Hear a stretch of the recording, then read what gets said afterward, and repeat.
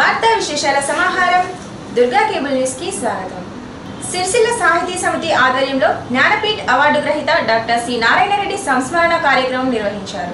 ప్రత్యేక కవి సమ్మేళనం ఏర్పాటు చేశారు। ఈ కార్యక్రమంలో డిఆర్ఓ శ్యాంప్రసాద్ లాల్, సిరిసిల్ల సాహితీ అధ్యక్ష కార్యదర్శులు కోరట్ల మురళీధర్, జనపాల శంకరయ్య, గుండ్లపల్లి పూర్ణచందర్, ఏనుగుల ఎల్లయ్య, అంకారపు శ్రీహరి, గోష్కొండ మురారి పంతులు, పలువురు కవులు పాల్గొన్నారు।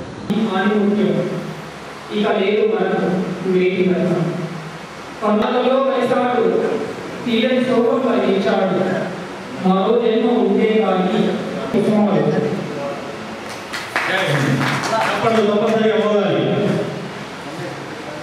వ్యాపార సంఘం అధ్యక్షులు వారి ఉపన్యాసంగా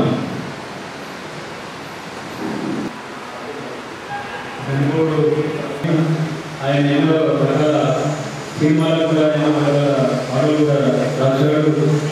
ఆయన ఏడులో మన తెలుగు వారికి అత్యాచారం చేయాలని గౌరవాన్ని ప్రార్థిస్తూ వారి కుటుంబ సభ్యులు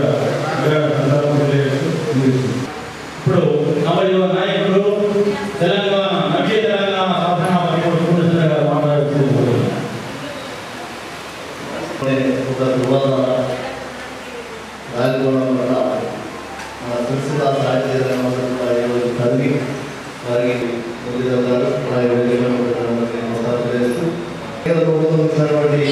పద్మశ్రీ పద్మభూషణ్ అవార్డు కాకుండా ఇంకా సాహితీ కళతో తన పేరు మీద అప్పుడు అమ్మ 35% ఉన్నప్పుడు దాంట్లో అప్పుడు రాజ్యసభ సభ్యుడిగా ఉన్నప్పుడు వెళ్ళి తన అడగానే మనకు సినాది కళామందిరం సార్ పేరు మీద కూడా ఏర్పాటు చేయడానికి నిధులను కూడా కేటాయించడం జరిగింది। ఆయన పేరు మీద మనం ఇక్కడ సిరిసిల్లలో ఆయన గుర్తుగా కళామందిరం కూడా ఏర్పాటు చేశాం। అలాగే తను భావి తరాలకు ఎంతో స్ఫూర్తినిచ్చే విధంగా ఎన్నో కవిత్వాలను ఎన్నో రచనలను ఇచ్చినటువంటి వ్యక్తి। వారిని ఆదర్శంగా తీసుకొని మున్ముందు మన ఈ నవ కవులందరూ కూడా వారి స్థాయిలో సమాజం కోసం పాటుపడాలని చెప్పి మేము కోరుకుంటా ఉన్నాం। అదేవిధంగా ఈ అవకాశం ఇచ్చినటువంటి పెద్దలందరూ కూడా అయితే ఆ రచనలో కూడా ఎంతో అన్ని రకాలుగా అన్ని రకాలలో కూడా వాళ్ళు ఆ పాటలను రచించి బ్రహ్మాండంగా ప్రజల్లోకి ప్రజలలో ఉండేటువంటి కవులు వాళ్ళు ఇద్దరే అనిపించింది। అయితే మన శ్రీనాథే గారి యొక్క టీవీ వారి యొక్క రూపు ఉంటే శ్రీనాథే గారి సార్ ఆయన కూర్చుంటే విధానము చూసే విధానము అతను మాట్లాడేటువంటి తీరు మాటల్లో పడుతున్నటువంటి ప్రాంతాలు ఇవన్నీ కూడా చూసినట్టుంటే సూపర్ ఆయన యొక్క కార్యక్రమం జరుగుతుంది, సమావేశం జరుగుతుందంటే ఎక్కడెక్కడో వచ్చి ఆయన సమావేశానికి ఎంతో ఉపయోగస్తులు వచ్చి ఆయన యొక్క ప్రసంగాలను కూడా వినేవారు। ఆ ప్రసంగాల్లో ఉన్నటువంటి కవిత మాధుర్యం కూడా ఎంతో బాగుండేది। కాబట్టి వారికి రోజులను అక్షరంగా అర్పించి మనము మన యొక్క సానుభూతి తెలుసుకున్నందుకు చాలా ఇటువంటి గొప్ప కార్యక్రమాలు చేసినందుకు మనందరికీ కూడా సినారయ్య గారి యొక్క ఆశీస్సులు తప్పనిసరిగా ఉంటాయి।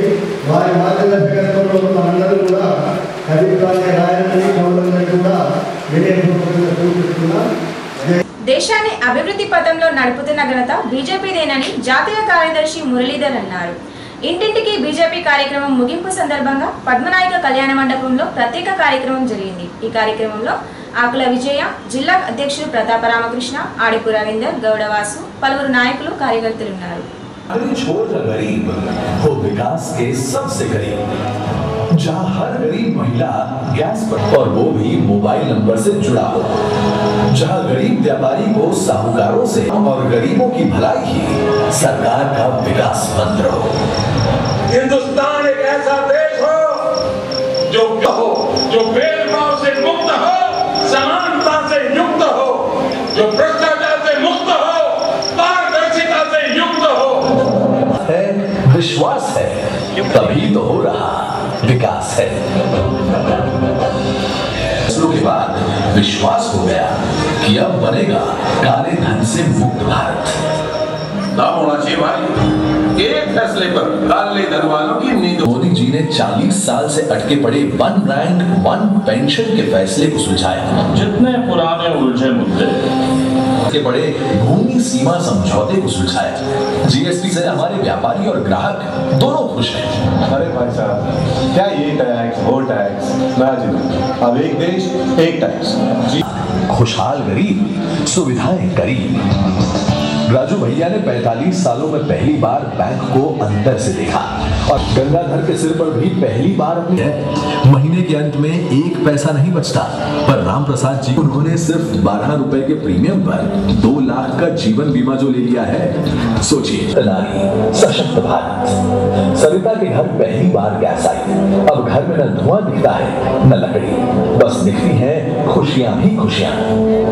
निर्मला को ही देख लो, जब से मैटरनिटी लीव 12 हफ्तों से बढ़कर 26 हुई है, उसकी खुशी भी दोगुनी हो गई है। 8,700 स्पेशल असिस्टेंस कैंप से सीधी सहायता। आज छोटे शहर का इलियास घर बैठे बैठे सरकार को अपने सुझाव देता। సందర్భంగా దేశవ్యాప్తంగా సబ్కా సాత్ సబ్కా వికాస్ ఏదైతే కార్యక్రమాలు ఉన్నాయో దానిలో భాగంగా సిరిసిల్ల రాజన్న జిల్లాలో జరుగుతున్న ఈ కార్యక్రమంలో వేదిక పైనటువంటి ప్రత్యేకంగా ఏర్పాటు చేసినటువంటి ప్రభుత్వ పరంగా ఇక్కడికి ప్రత్యేకంగా విచ్చేసినటువంటి అధికారి ధన్పాల్ గారు మొదలు మనందరికి కూడా ఈ కార్యక్రమం సందర్భంగా ఎంతైతే ఈ కార్యక్రమాన్ని ఏర్పాటు చేయడంలో ప్రభుత్వ అధికారులుగా చొరవ తీసుకొని కష్టపడి మనందరికీ ఈ కార్యక్రమాన్ని ఏర్పాటు చేశారో వారికి నేను మొదటిసారి ధన్యవాదాలు చెప్తున్నాను. అదేవిధంగా మొదటి నుంచి ఇప్పటి వరకు మనం తీసుకొచ్చినటువంటి వ్యక్తి నరేంద్ర మోదీ. నాకు తెలుసు ప్రపంచవ్యాప్తంగా భారతదేశం గురించి ఎక్కడ చూసినా అమెరికా పత్రికల్లో కానీ ఇంగ్లాండ్ పత్రికల్లో కానీ భారతదేశంలో ఉండేటువంటి జాతీయ స్థాయి ప్రాంతీయ స్థాయి పత్రికల్లో కానీ 10 సంవత్సరాలు ఒకటే చర్చ జరిగింది. ఎక్కడ చూసినా ఒకటే చర్చ. ఒకరోజు ఒక కుంభకోణం, ఇంకో రోజు ఇంకో కుంభకోణం. 1,20,000 కోట్లు ఒక రోజు అయితే, 1,70,000 కోట్లు ఒక రోజు అయితే, 2 లక్షల కోట్లు ఒక రోజు అయితే, 60,000 కోట్లు ఒక రోజు అయితే. రామాయణం టీవీ సీరియల్ ఒక వారానికి ఒక ఎపిసోడ్ ఎట్లయితే ఉండేనో గత 10 సంవత్సరాల్లో 5-6 సంవత్సరాల్లో ఎపిసోడ్ తర్వాత ఎపిసోడ్ కుంభకోణాల గురించి చర్చ జరిగింది. మనం సిరిసిల్ల చాలా మంది తలుపు కూడా పోయి పనిచేస్తారు. మీరు అందరూ కూడా ప్రజలందరూ కూడా ఏది అయినా కాకుండా పడలేదు, ఈ దేశంలో కుంభకోణాల ప్రభుత్వం కాకూడదు, కుంభకోణాలకు సంబంధించినటువంటి రాజకీయాలు ఉండకూడదు. ప్రజలంతా విసిగి వేసాగి మాకు ఒక ఆశ కావాలా, మాకు ఒక భవిష్యత్తు కావాలా, భారతదేశం గురించి మంచిగా చర్చ జరగాల ప్రపంచం అంతా అని ప్రజలు ఒక విధంగా కోరుకొని మోదీ గారికి పట్టం కట్టారు. చాలా మంది నాకు కలిసేవారు, మోదీ గారి ప్రభుత్వం కనుక విజయవంతం కాకపోతే ఇక ఈ దేశంలో మనం నమ్మడానికి కూడా ఏం అవకాశం లేదు, ఏం ఆశ కూడా ఉండడానికి వీల్లేదు. అందుకని చివరి ఆశ మోదీ గారు అనేటువంటి పద్ధతిలో మోదీ గారికి పట్టం కట్టారు. 3 సంవత్సరాలైంది. ఆశ పెరుగుతున్నది తప్పిస్తే ఆశ తగ్గదు. కుంభకోణాలు లేనటువంటి రాజకీయాలు, కుంభకోణాలు లేనటువంటి ప్రభుత్వము ఈ దేశంలో భారతదేశంలో సాధ్యమవుతుంది అనేటువంటి విషయాన్ని నిరూపించినటువంటి ప్రభుత్వం నరేంద్ర మోదీ గారి ప్రభుత్వం ద్వారా ఈ దేశంలో ఒకవేళ అనుకుంటే సాధ్యం కాదనేది లేదు. అవినీతి లేని ప్రభుత్వాన్ని ఢిల్లీ నుంచి గ్రామం వరకు ఇవ్వడం సాధ్యమవుతుంది అనేటువంటి విషయం ఎదుగుతాను.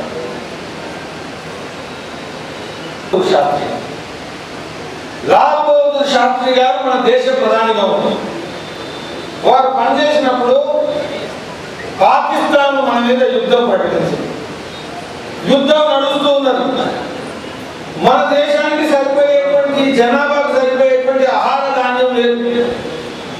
వరి గోధుమ వీటికి ఎంత అవసరమో ప్రజలకు తినడానికి అంత అవసరం లేదు, తీర్చడానికి లేదు. లాల్ బహదూర్ శాస్త్రి గారు అమెరికాని అడిగారు, అయ్యా మా ప్రజలకు తినడానికి తిండి కావాలా, కాబట్టి మేము గోధుమలు మేము దిగుమతి చేసుకుంటాం అంటే అమెరికా మనతో రాజకీయం చేసింది. ప్రపంచం ముందు భారతదేశం యొక్క ప్రతిష్ట పెంచుతున్నారు. అందుకనే ఇక్కడ ఒక స్లోగన్ ఉంది, సబ్కా సాత్ సబ్కా వికాస్. ఇదేదో బీజేపీ ఓటర్స్ కోసం పనిచేసే ప్రభుత్వం కాదు. బీజేపీ కోసమో నరేంద్ర మోదీ గారి కోసమో ఓట్ ఎవరేషన్ లో వాళ్ళ కోసమే పనిచేయాలా, ఈ ప్రభుత్వం కాదు. నేను ఇంకొక విషయం చెప్పదలుచుకున్నా, మీరు అందరూ కూడా గమనించారు. నాకు తెలుసు ఎన్టీ రామారావు మన ఈ పార్టీ ఆ పార్టీ వేరు, నరేంద్ర మోదీ ఈ పార్టీ కాదు. కానీ ఇక్కడ ఉండేటువంటి ముఖ్యమంత్రి ఢిల్లీ పోయి నాకు తెలంగాణకు అన్యాయం చేస్తున్నావు పెట్టుబడుల అన్నటువంటి ఒక్క స్టేట్మెంట్ మీరు ఎప్పుడైనా చూసిందని అడుగుతున్నాను. ఒక్క స్టేట్మెంట్. నితీష్ కుమార్ గారు బీహార్లో బీజేపీ వ్యతిరేకంగా విజయవంతమైనటువంటి వ్యక్తి ఢిల్లీకి వచ్చి బీహార్లో నువ్వు అన్యాయం చేస్తున్నావు అని ఒక్క స్టేట్మెంట్ కూడా ఇవ్వాలి. బడ్జెట్ అలొకేషన్, బీహార్ రైల్వే మంత్రి అయితే బీహార్కు రైళ్లు, గుజరాత్ రైల్వే మంత్రి అయితే గుజరాత్కు రైళ్లు కాదు. దేశమంతా ఒకటే, దేశ ప్రజలంతా భారతీయులే, అందరికీ అభివృద్ధి కావాలా అని పనిచేస్తున్నటువంటి ప్రభుత్వం మోదీ గారు. అనుమతి లేని ప్రైవేట్ పాఠశాలల యజమాన్యాలపై చర్యలు తీసుకోవాలని కోరుతూ డీఈఓ కార్యాలయం ఎదుట వామపక్ష విద్యార్థి సంఘాల నాయకులు ఆందోళన నిర్వహించారు. చర్యలు తీసుకోవాలని డీఈఓకు వినతిపత్రం అందజేశారు. ఈ కార్యక్రమంలో విద్యార్థి సంఘాల నాయకులు ఎర్రవెల్లి నాగరాజు, మల్లారపు అరుణ్, చోటపల్లి వేణుగోపాల్, ఎలిగడి రాజశేఖర్ తదితరులు పాల్గొన్నారు.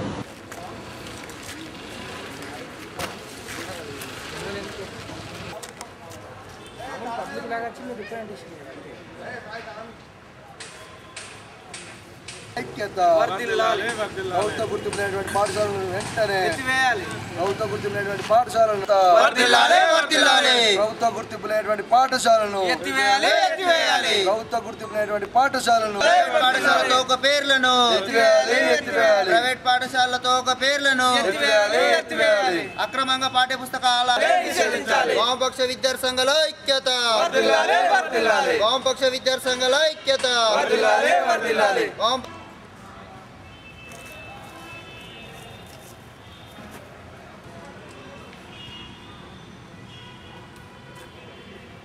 సిరిసిల్ల పట్టణంలో ఉన్నటువంటి రాజన్న సిరిసిల్ల జిల్లా వ్యాప్తంగా కూడా ప్రైవేట్ పాఠశాల లోపల టెక్నో, ఈ టెక్నో, డిజీ అనేటువంటి పేర్లతో కొనసాగుతూ ఉన్నాయి. దీనికి నిబంధనల ప్రకారం 92 జీవో 42 జీవో ఇంప్లిమెంటేషన్ ఉన్నప్పటికీ కూడా వాళ్ళ ఇష్టానుసారంగా టెక్నో, ఈ టెక్నో, డిజీ అనేది పెట్టుకొని వ్యవహరిస్తూ ఉన్నారు. వాటి యొక్క తోక పేర్లను ఎత్తివేయాలని కూడా మా వామపక్ష విద్యార్థి సంఘాల తరఫున, అదేవిధంగా ఏఐఎఫ్డీఎస్ విద్యార్థి సంఘం తరఫున కూడా డిఓ గారికి రిప్రజెంట్ చేయడం జరిగింది. అదేవిధంగా విచ్చలవిడిగా పాఠశాలలో పుస్తకాలు అమ్మడం కానీ, అదేవిధంగా యూనిఫామ్స్ అమ్మడం కానీ జరుగుతూ ఉన్నది.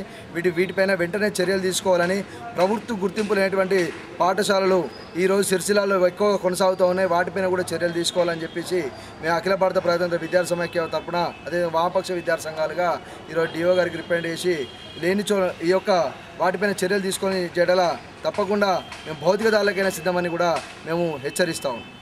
సిరిసిల్ల జిల్లాలో ఉన్నటువంటి విద్యార్థి గారికి, డిఓ గారికి వామపక్ష విద్యా సంఘాలు ఎస్ఎఫ్ఐ కలుపుకొని వినతి పత్రం ఇవ్వడం జరిగింది. ఈరోజు చూసుకున్నట్టయితే జిల్లా వ్యాప్తంగా మొత్తం కమర్షియల్గా ఈరోజు ఫీజులు విచ్చలవిడిగా వసూలు చేస్తున్నారు. అదేవిధంగా టెక్నో, ఈ techno, DG, olympiad, talent school అనే పేర్లతో విద్యార్థులను ఫీజులతో గురి చేస్తున్నారు. ఎలాంటి పర్మిషన్ లేకుండా, ఎలాంటి మౌలిక సదుపాయాలు లేకుండా విద్యార్థులను ఫీజులకు దోపిడీ చేసి విద్యార్థులను అనేక ఇబ్బందులకు గురి చేసే రకంగా ఈరోజు ప్రైవేట్ పాఠశాలలు చేపడుతున్నాయి. ఈరోజు డిఓ గారికి చెప్పాము, ఎంఈఓ గారికి చెప్పాము, ఎవరు కూడా స్పందించలేదు. ఈరోజు డిఓ ముందట ధర్నా పెట్టి వినతి పత్రం ఇవ్వడం జరిగింది. ఈరోజు చూసుకున్నట్టే వాటిపై చర్యలు తీసుకోబట్టే వాటి ఫీజులు కట్టడి చేయకపోతే పెద్ద ఎత్తున ఆందోళన చేపడతామని హెచ్చరిస్తున్నాము. అదేవిధంగా ప్రైవేట్ స్కూళ్ళు అనేటిది మొత్తము జిల్లాలో ఉన్నటువంటి అధికారంలోకి వచ్చే విధంగా మొత్తం కొందరి పార్టీలకు అతీతంగానే ఉన్నాయి తప్ప ఏ మాత్రం కూడా సానుకూలంగా విద్యార్థులకు ప్రజలకు సానుకూలంగా లేని పరిస్థితుల్లో ఈ ప్రైవేట్ పాఠశాలలు ఉన్నాయి. మొత్తంగా మేము ప్రైవేట్ స్కూళ్ళకు హెచ్చరించేది ఒకటే అంటే మీరు ఫీజులు తక్కువ తీసుకోండి. ఇలాంటి కమర్షియల్గా మీరు బుక్స్ కానీ టై కానీ బెల్ట్ కానీ ఓ ప్యాకేజీ లెక్కించి విద్యార్థులను ఫీజులకు దోపిడీ చేయొద్దని మేము హెచ్చరిస్తున్నాము. ఈ విధంగా అక్రమాలలో భాగస్వాములైన నాయకులను కాపాడే ప్రయత్నం చేస్తున్న అధికార పార్టీ తీరును ప్రజలు గమనిస్తున్నారని కాంగ్రెస్ పార్టీ సీనియర్ నాయకులు కేకే మహేందర్ రెడ్డి అన్నారు. వైఖరి మార్చుకోని పక్షంలో ప్రజలు తగిన విధంగా స్పందిస్తారన్నారు. ఈ సమావేశంలో టోనీ, బైరినేని రాము, మహేష్ తదితరులు పాల్గొన్నారు.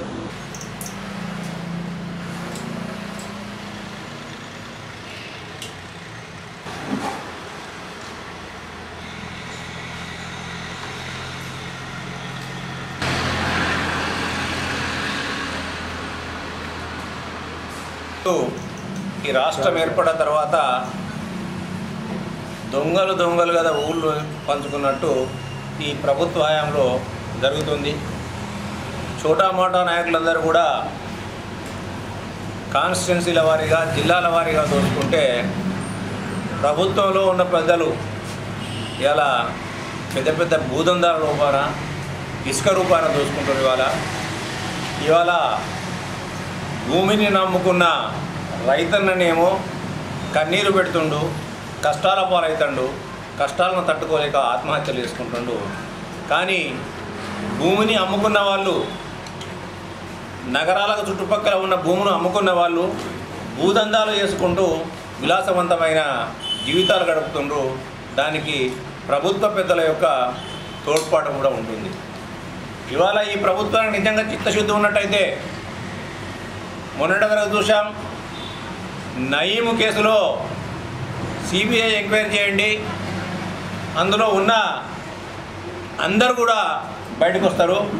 ప్రభుత్వ పెద్దల, గత ప్రభుత్వ పెద్దల, వేరే పార్టీల నాయకుల అందరూ కూడా బయటకు వస్తారు. అంటే ఇవాళ అంతవరదాకా నయీం డైరీ అన్న ఆ డైరీ ముచ్చట్లేదు. ఇవాళ చాలా పెద్ద పెద్ద నాయకులు ఉన్నాన్న వాళ్ళ ఎవ్వరి పేరు కూడా లేకుండా ఇవాళ కేవలం సిఐ క్యాడర్ యొక్క అధికారులను, పోలీస్ అధికారులను సస్పెండ్ చేసి ఒకరి చేతులు దులుపుకున్న వైనాన్ని చూసినాం. ఇవాళ ఆ రోజు కేసీఆర్ గారు ఉద్యమ పీరియడ్లో ఉన్నప్పుడు 1,00,000 నాగళ్ళు పెట్టి రామోజీ ఫిల్మ్ సిటీని దున్నిపిస్తా నేను, ఇందులో ప్రభుత్వ భూమి ఉంది, పేద రైతుల భూములు ఉన్నాయి, ప్రభుత్వానికి సంబంధించిన చెరువులు ఉన్నాయి, చెరువులను కబ్జా చేసిండ్రు.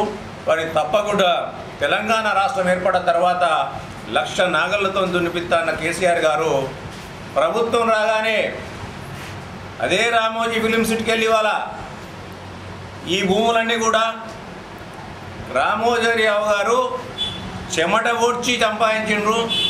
ఇలా ఇసుమంతా కూడా తప్పు లేదని చెప్పి కోర్టులో కేసులు పెండింగ్ ఉండగా మాట్లాడిన వైనాన్ని మనం చూసినాం. ఇవాళ నిన్న మొన్న మియాపూరు, నానక్రామ్గూడ, ఇబ్రాహీం నగరు, అలాగే గోపన్పల్లి ఈ చుట్టుపక్కల భూములన్నీ కూడా భూదందాలకు గురై, కబ్జాలకు గురై ప్రభుత్వ భూములన్నీ కూడా అన్యాక్రాంతమవుతున్నాయని చెప్పి ప్రెస్ మిత్రులందరూ కూడా, మీడియా అంతా కూడా గగ్గోలు పెడితే ఇవాళ వాటన్నిటిని కూడా లక్షల కోట్ల రూపాయలు ప్రభుత్వ ఖజానా గండిపడ్డది. 1000 ఎకరాల భూమి, ప్రభుత్వ భూమి కబ్జాకోరుల చేతుల్లో చిక్కుకున్నది. అక్రమంగా రిజిస్ట్రేషన్ జరిగినాయి అని చెప్పి ఇలా మీడియా అంతా కూడా కోడైకూస్తే ప్రభుత్వం కూడా ఆగమేఘాల మీద అవినీతి అధికారులు అంటూ సబ్ రిజిస్ట్రార్లను అందరూ కూడా ట్రాన్స్ఫర్ చేసిన వైనాన్ని మనం చూసిన ఇవాళ. కానీ ముఖ్యమంత్రి గారు తన యొక్క వంది మాగాదులను కాపాడడం కొరకు అందులో దామోదర్ రావు గారు, అలాగే వారి కుటుంబ పెద్దలు, ప్రభుత్వ పెద్దలు ఉన్నారని చెప్పి ఊహాగానాలు వచ్చినాయి. ఆ ఊహాగానాలన్నింటి కూడా ఆ అనేకమైన వార్తలను కూడా తెరదించుతూ కేకే గారు, డి శ్రీనివాస్ గారు అందరూ ఉన్నారని చెప్పి వచ్చింది. వాటన్నిటి కూడా తెరదించుతూ ఇక్కడ ఎటువంటి అవినీతి జరగలేదు, ఎటువంటి భూమి కబ్జాకు గురి కాలేదు. ఇవాళ ఖజానాకు ఎక్కడ కూడా గండి పల్లేదు అని చెప్పి ఎంక్వైరీ కమిషన్ ఎంక్వైరీ కమిషన్ కానీ ఏ అధికారులు కానీ రిపోర్ట్ ఇవ్వకుండానే వారి యొక్క వందిమాగాదులను వారికి సంబంధించిన వారిని ఇలా దాచిపెట్టడానికి చేసిన కుట్రను కూడా ప్రజలందరూ కూడా గమనిస్తుంది. అలా నిజంగా కూడా ప్రజల ఆస్తి, ప్రజలకు చెందాల్సిన ఆస్తి, ప్రజా సంక్షేమం కొరకు ఉపయోగించాల్సిన ఆస్తిని ఇలా కబ్జాకోరుల చేతుల్లో ఉంటుంటే ఇలా ఎవరైతే గోల్డ్ స్టోన్ ప్రసాద్ అంటుండ్రో ఆ గోల్డ్ స్టోన్ ప్రసాద్ గారికి కేసీఆర్ గారికి అవినాభావ సంబంధం ఉంది. కేసీఆర్ గారి యొక్క కిచెన్ నుంచి మొదలుకుంటే బెడ్రూమ్ వరకు కూడా గోల్డ్ స్టోన్ ప్రసాద్ గారికి తెలుసు. ఇలా వారి కారు కూడా ఎవరి దగ్గర ఉందో అందరికీ కూడా తెలిసి పేపర్లన్నీ కూడా రాసిన ఇవాళ. వీటన్నిటికీ అనుమానాలన్నింటినీ కూడా నివృత్తి చేయాల్సిన ముఖ్యమంత్రి గారు ఇందులో ఎటువంటిది జరగలేదు, ఎటువంటి అన్యాక్రాంతం కాలేదు, భూమి ఎటువంటి అన్యాయం జరగలేదని చెప్పి దానికి తెరదించడం, దానికి కేంద్రంలో ఉన్న ప్రభుత్వం కూడా ప్రజల పక్షాన్ని నిలవాల్సిన కేంద్ర ప్రభుత్వం, ప్రజలను ఆస్తులు కాపాడాల్సిన కేంద్ర ప్రభుత్వం కూడా ఇలా నోరు మెదపకుండా ఉండడం అంటే నిజంగా కూడా ఈ రెండింటి మధ్యలో ఏదో మిలాఖత్ ఉన్నట్టున్నది. ఇలా నయీం కేసును కూడా ఆ రోజు ప్రతిపక్షాలు అడిగినాయి, దీన్ని సిబిఐ ఎంక్వైరీ చేయండి, నిజానిజాలు బయటపడతాయి. అలాగే ఇలా మియాపూర్ భూకుంభకోణాన్ని కూడా ఇవాళ మీరు సిబిఐ ఎంక్వైరీ చేయండి, అలా ఏ పెద్దలు బయటపడతారు, ఏ గద్దలు బయటపడతారు. ఇలా హరీష్ రావు గారు మాట్లాడతారు కాంగ్రెస్ పెద్దల యొక్క మొత్తం భాగవతం బయటపడుతుందని చెప్పి. అయ్యా, కాంగ్రెస్ పార్టీ డిమాండ్ చేసింది, ఏ పెద్దలైతే ఉంది, ఏ గద్దలైతే ఉంది బయటపడనండి, సిబిఐ ఎంక్వైరీ చేయండి అంటే మీరు ఎందుకు ఎరగడుగు వేస్తుందో ఇలా చెప్పాల్సిన పరిస్థితి ఉంది. అనవసరమైన ఊకదంపుడు ఉపన్యాసాలు కాదు, ఛాలెంజ్లు కాదు. మా ఉత్తమ్ కుమార్ రెడ్డి గారు స్పష్టంగా చెప్పినరు, సిబిఐ ఎంక్వైరీ చేయండి, ఇలా పార్టీలకు అతీతంగా ఎవరున్నా కానీ వారిని పేర్లను బయట పెట్టండి అని చెప్పినరు. మీకు ఆ దమ్ము ధైర్యం ఉన్నట్టయితే ఈ యొక్క భూ ఆక్రమణల పైన మీరు సిబిఐ ఎంక్వైరీ చేయాలని చెప్పి డిమాండ్ చేస్తున్నాం. యోగా సంపూర్ణ మానసిక వికాసాన్ని అందిస్తుందని యోగా గురువులు చీకొడి కృష్ణమూర్తి, జక్కని వెంకటరాజం, రమేష్లు అన్నారు. పత్తిపాక వీధిలోని సిద్ధార్థ ఇంగ్లీష్ మీడియం స్కూల్లో యోగాపై ప్రత్యేక కార్యక్రమం నిర్వహించారు. ఈ కార్యక్రమంలో సిద్ధార్థ ఇంగ్లీష్ మీడియం స్కూల్ విద్యా సంస్థల నిర్వాహకులు నాగుల సంతోష్ గౌడ్, గాజుల అశోక్ కుమార్, వడ్నాల శ్రీనివాస్, దేవయ్య, సజ్జనం శ్రీనివాస్, గంగాధర్ తదితరులు పాల్గొన్నారు. జై గురుదేవ్. వినే కాదు, మొదటిగా పక్క అందరికీ తెలిసే ఉంటుంది కదా, రెండోది కొంచెం తక్కువ, మూడోది ఇంకా తక్కువ, కానీ నిజానికి మూడోదే మనం వస్తుంది. ఎన్నో ఎన్నో ఎన్నో రకాల మహిమలు చూసి కదా, పూతన నాగాలు అన్ని రకరకాల ఇబ్బంది కూడా సాధించి ఆయన గురి దగ్గరికి వెళ్ళండి. శ్రీకృష్ణుడు గురి ఎవరు? భారతంలో ఎవరైతే శిష్యుడు ఉన్నాడో మీరు కూడా మైండ్తో ఆలోచించద్దు, హృదయంతో ఆలోచించాలి. మైండ్ చేయడం అసలు కాదు, హృదయం అంటే మీకు సక్రమంగా తొందరగా దాన్ని క్యాచ్ చేసి, అంటే మీరు క్యాచ్ అంటారు కదా, మీరు అందుకుంటారు. ఎవరు? Very good.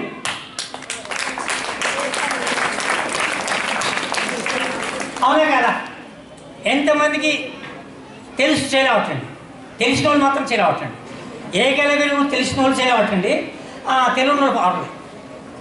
కొద్దిగా చెప్తా అనుకుంటే మాకు చెప్పాడు, ఎందుకంటే ఒకరికి క్షత్రియులకు మాత్రం నేను నేర్పుతా, వేరేలకు అంది అంటాడు. అప్పుడు ఏకలవ్యుడు గురూజీకి చాలా దూషణలు ఇస్తాడా? చెప్పండి, మీరు ఇస్తారు. ఒక పాఠం కాలేదనుకో, ఎగ్జామ్లో ఎస్ఎల్ వచ్చింది అనుకో, అబ్బా మా సార్ చెప్పని వాటిది ఎట్లా నేను రాయాలనుకుంటాను, అవునా కదా? కానీ మనకు ఏదైతే లెసన్స్ ఉన్నాయో అవి కంప్లీట్గా టీచర్ చెప్పకుండా చదువుకున్న అవసరం ఏమున్నది? ఈ వార్తలు ఇంతటితో సమాప్తం. తిరిగి ప్రసారమయ్యే దుర్గా కేబుల్ న్యూస్లో మళ్ళీ కలుసుకుందాం. అంతవరకు సెలవు, నమస్కారం.